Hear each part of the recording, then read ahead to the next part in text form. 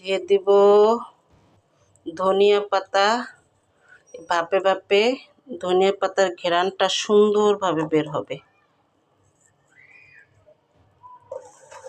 আসলে আল্লাহ তাআলা আমাদের খাওয়ার জন্য কত কিছু দিয়েছে না, মুখরোচকের জন্য, স্মেলের জন্য।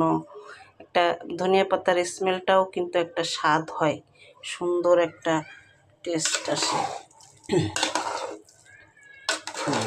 এখন সে ভাপে ভাপে তার স্মেলটা বের করবে।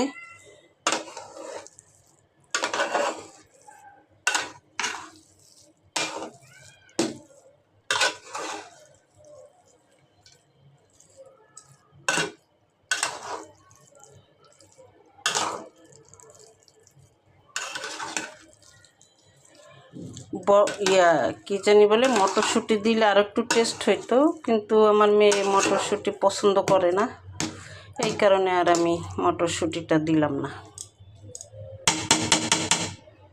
ব্যাস, এখন সে একা একা হইতে থাক।